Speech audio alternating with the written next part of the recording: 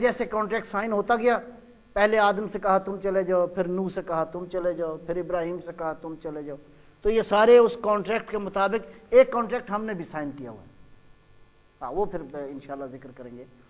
تو نبیوں نے اللہ کے ساتھ اس کانٹریکٹ کو سائن کیا، اس کے بعد عالم ملکوت کے اندر اللہ نے ان کو انتخاب کرنے کے بعد مختلف زمانوں میں ان انبیاء کو بھیجا، یہاں تک کہ خاتم المرسلین صلوات اللہ وسلم علیہ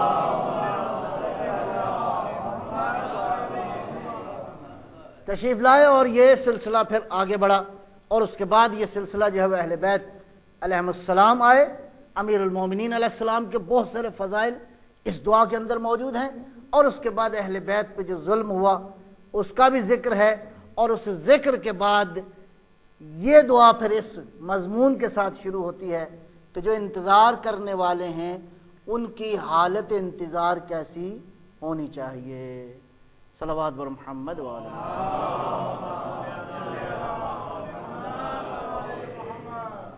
فَلْيَبْكِ الْبَاكُونَ، رونے والوں کو چاہیے روئیں۔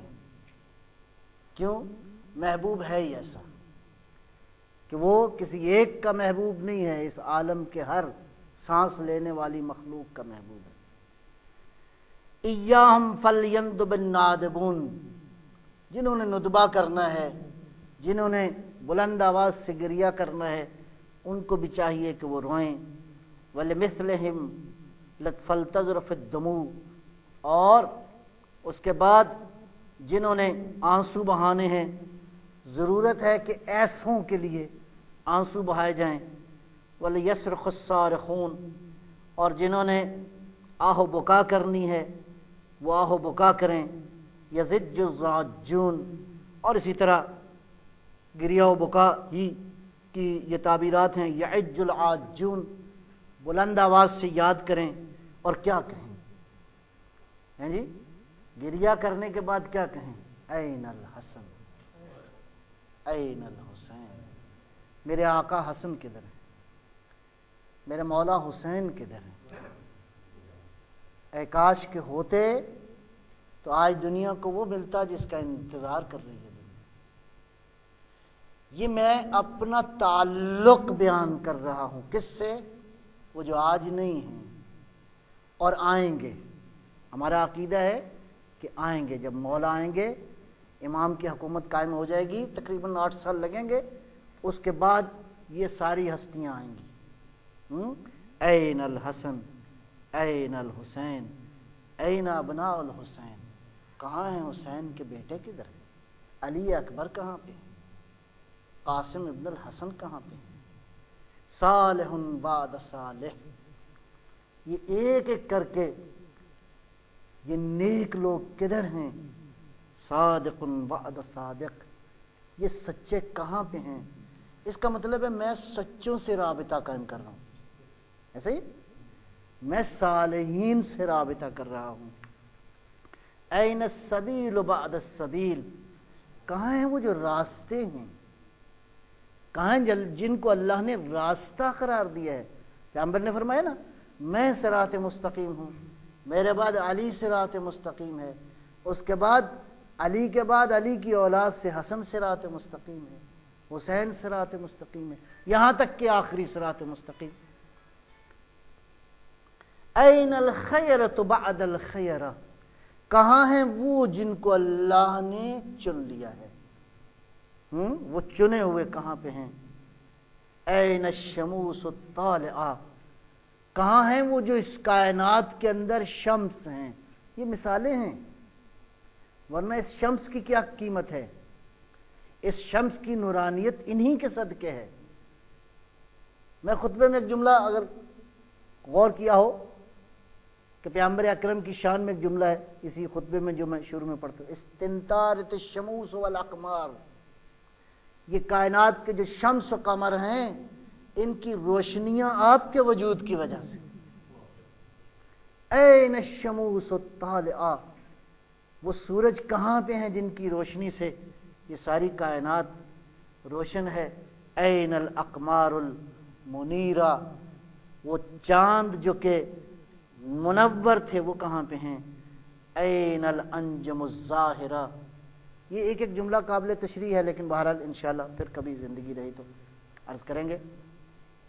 این انجم الظاہرہ، وہ چمکتے ستارے کہاں پہ ہیں؟ این اعلام الدین، وہ دین کے علم کہاں پہ ہیں؟ وقواعد العلم، علم کے ستون کہاں پہ ہیں؟ امام صادق صلوات اللہ وسلامہ علیہ نے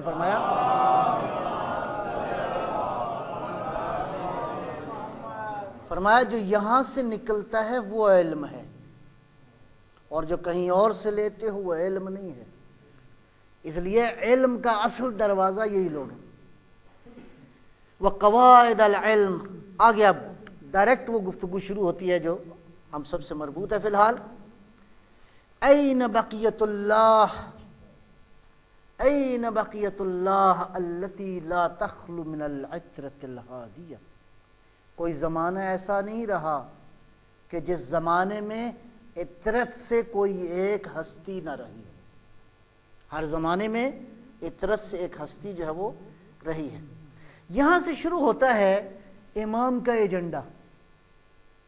what he will do, what's his program. امام کا پروگرام کیا ہے؟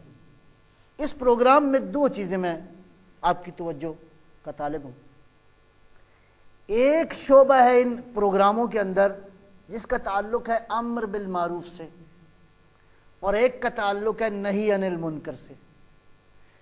امر بالمعروف امام حسین علیہ السلام ایک صلوات اللہ فرمائیں گے انشاءاللہ.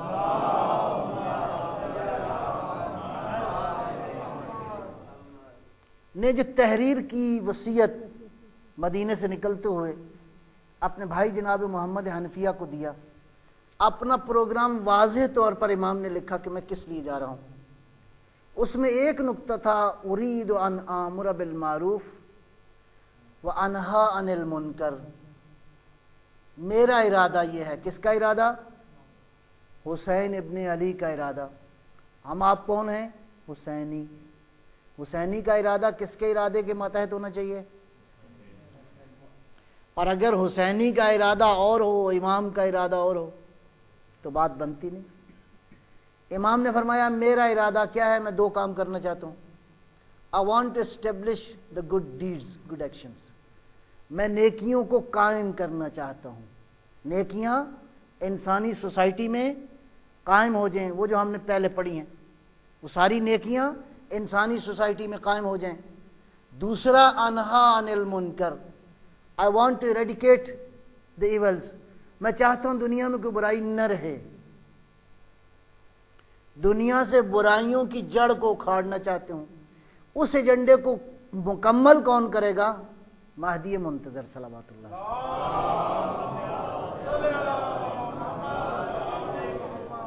کون کون سی برائیاں ختم ہوں گی؟ اب دیکھتے جائیے. این المعد لقطع دابر الظلمہ. کہاں ہے وہ جو ظالموں کی کمر کو توڑ دے گا؟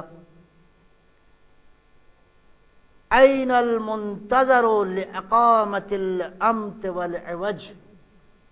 کہاں وہ ہے جو ڈیویشنز کو، ڈائیورژنز کو، انحراف کو، کجیوں کو سیدھا کر دے گا. یہ کجیاں کون سی ہیں؟ یہ کوئی دیواریں نہیں ہیں جو ٹیڑھی ہیں. یہ سوسائٹی کے اندر اعمال کی کجیاں ہیں. اور یہ کس سے پیدا ہوتی ہیں؟ بنیادی طور پہ امام سب چیزوں کو سیدھا کر دیں گے. ان چیزوں کی جو روٹس ہیں امام ان کو سیدھا کریں گے. جب جڑ میں پانی آنا شروع ہو جائے گا تو درخت کیا کرے گا؟ پھل دے گا. اور جب پانی نہیں جائے گا تو درخت کیا ہوتا ہے؟ خشک ہو جاتا ہے.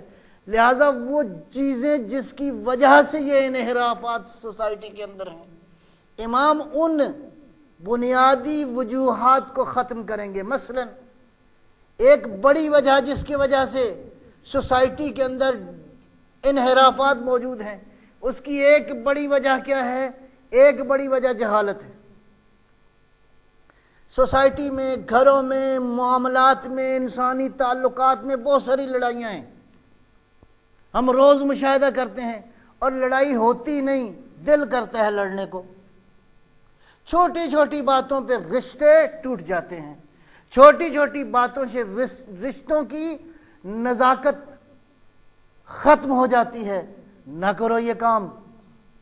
دین اس لیے نہیں آیا کہ تمہیں ایک دوسرے سے جدا کر دے، دین گھروں کو اجاڑنے کے لیے نہیں آیا، دین انسانوں کو ایک دوسرے سے دور کرنے کے لیے نہیں آیا، دین دلوں کو قریب کرنے کے لیے آیا ہے، دین فکروں کو دور کرنے کے لیے آیا ہے، دین محبتیں بانٹنے کے لیے آیا ہے، دین قربتیں دینے کے لیے آیا ہے۔ ان انحرافات سے دوری اختیار کرو۔ اگر امام کا انتظار چاہتے ہو تو انحرافات نہیں ہونے چاہیے۔ امام آئیں گے کیا کریں گے؟ این المنتظر الاقامت الامت والعوج، وہ آئے گا تو کیا کرے گا؟ ہر طرح کے انحراف کو دور کرے گا۔ این المرتجى لازالة الجور والعدوان، کہاں ہے وہ جو ظلم و جور کی بنیادوں کو خوش کر دے گا، تاکہ ظلم ہو ہی نہ، تاکہ تعدی اور تجاوز ہو ہی نہ، تاکہ انسان ظلم کرے ہی نہ۔ انسان کیوں ظلم کرتا ہے؟ انسان ظلم کرنے کی کیا وجہ ہے؟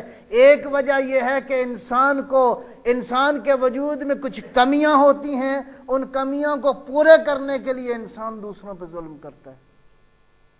امام کیا کریں گے؟ ایسی انوائرمنٹ دیں گے، ایسی سوسائٹی دیں گے، ایسا ماحول قائم کریں گے کہ انسان وہ جو ظلم کی وجوہات ہیں بنیادی طور پر وہی ختم کر دیں گے۔ لہٰذا ایک ایسی سوسائٹی کام کرنی ہے جہاں ظلم کی وجوہات ختم ہو جائیں،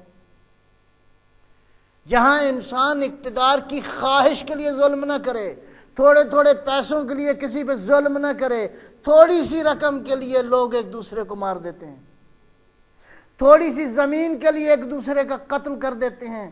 کیا سوچتے ہو تم؟ خدا نے تمہارے لیے جو جگہ رکھی ہے وہ جگہ اس دنیا سے کہیں بڑی ہے، کیا ان چھوٹی چھوٹی جائیدادوں کے لیے انسان کا قتل کرتے ہو؟ ایک مومن جس کو جو جائیداد آخرت میں ملے گی، سب سے چھوٹا جس کا گھر ہوگا، بڑا گھر والا نہیں، چھوٹا جس کا گھر ہوگا، روایت یہ کہتی ہے، ایک صلوات اللہ فرمائیں گے؟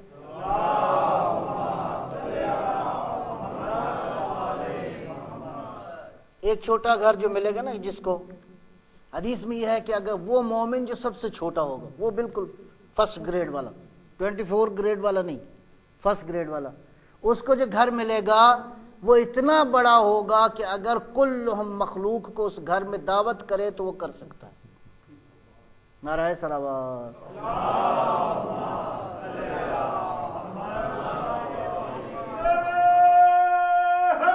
حیدری، لگتا بات پہنچ گئی۔ ہاں جی، ایک گھر، اور ہمیں خیال نہیں آتا 2 مرلے کے لیے، 1 مرلے کے لیے، 1.5 مرلے کے لیے، فرض کیا 10 مربع کے لیے، اگر آپ کو 10 مربع ملیں تو کیا انسان کی انسانیت میں کوئی اضافہ ہوتا ہے؟ نہیں، وہی رہتا ہے۔ کان بھی ویسے ہی رہتے ہیں، آنکھیں بھی اتنی رہتی ہیں، پیٹ بھی اتنی رہتا ہے، کوئی فرق نہیں آتا۔ انسان کی انسانیت میں کوئی فرق نہیں آتا، نہ وجود میں فرق آتا ہے۔ اور اگر زیادہ رہنا ہے، کسی نے فرض کیا کتنی روٹیاں زیادہ کھا لو گے، کتنے چاول آپ زیادہ کھا لیں گے، کتنا سالن زیادہ کھا لو گے؟ زیادہ کھانا کوئی زندگی نہیں ہے، وجود کا بڑا ہونا کوئی بڑی زندگی نہیں ہے۔ کیوں تکبر کرتے ہو؟ کیوں چھوٹی چھوٹی جائیداد کے لیے انسانوں کا خون کرتے ہو؟ نہ کرو یہ کام۔ امام آئیں گے تو ظلم کی جو بنیادی وجہ ہیں وہ ختم کر دیں گے۔ این المدخر لتجدید الفرائض والسنن، کہاں ہے وہ جو احیاء کرے گا، ریوائیو کرے گا، جو زندہ کرے گا، نئی زندگی دے گا؟ کس کو؟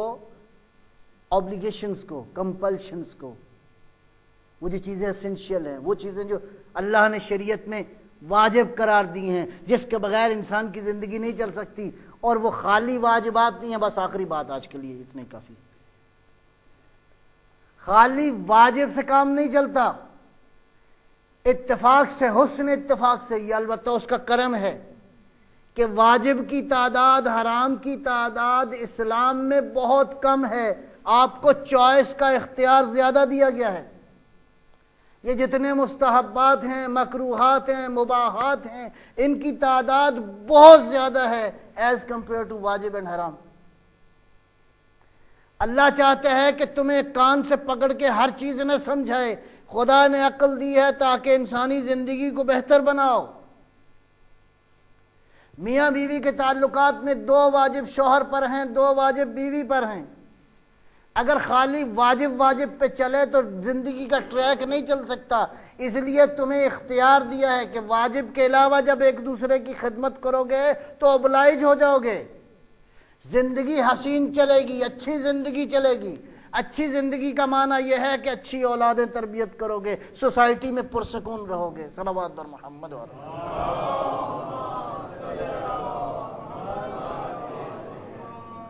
سوشیالوجی آ گئی نا اس دعا کے اندر. نعرہ تکبیر، اللہ اکبر، نعرہ رسالت، یا رسول اللہ، نعرہ حیدری، دور امام زمانہ بلند تر صلوات.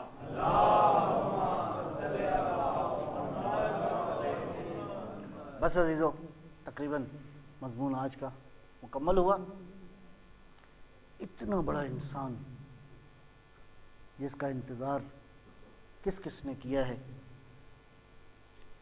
2 باتیں میرے ذہن میں آ گئیں. میں نے بعض علماء سے سنا ہے، کہتے ہیں کہ جناب سیدہ اللہم صلی علی محمد وعلی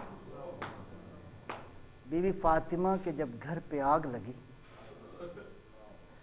اور بی بی جب گری ہے دروازے کے پیچھے تو اپنی کمر پہ ہاتھ رکھتے ہوئے پسلیوں کے اوپر بی بی نے جو پہلا جملہ کہا وہ یہ کہا تھا، یا مہدی.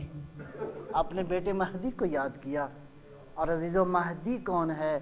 مہدی یہ کہتے ہیں رجوت الفوز لدیک، اے میرا آقا حسین، میرا سلام ہو تیرے اوپر کہ میں تیرے بغیر نامکمل ہوں. مہدی کربلا کے بغیر نامکمل ہے عزیزو، اس لیے کہ کربلا نہ ہوتی تو آج دین کی یہ حقیقتیں نہ پہنچتی. تھوڑا سا ذکر کرنا چاہتا ہوں. ابھی آپ نے پوچھا، ابھی آپ نے دعا میں روتے ہوئے کہا این الحسن این الحسین، کہاں میرا مولا حسن ہے؟ مولا حسن کا ایک بیٹا جس کا آپ ذکر سنتے رہتے ہیں وہ ہے قاسم ابن الحسن. میدان کربلا میں امام حسن نہ تھے لیکن قاسم نے پوری نمائندگی کی ہے. کربلا کا عجیب شہید ہے جس کو امام حسین نے خود تیار کیا میدان کربلا میں جانے کے لیے. بس آپ کی آمادگی ہو گئی. 2-4 جملے ذرا سنیے گا. کون ہے قاسم کہ شب عاشور پوچھا کہ مولا چچا کیا کل میرا نام بھی شہیدوں میں ہے؟ امام نے ڈائریکٹ جواب دینے کی بجائے فرمایا قاسم بیٹا کل تو وہ دن ہوگا کہ جب علی اصغر بھی اس دنیا میں نہ رہیں گے. تو حیران ہو کے پوچھا کیا چچا خیموں پہ دشمن حملہ کرے گا؟ کہا نہیں عزیز، علی اصغر بھی میدان کربلا میں شہید ہوگا. اگلے دن قاسم گئے چچا سے اجازت لینے کے لیے جہاد کی.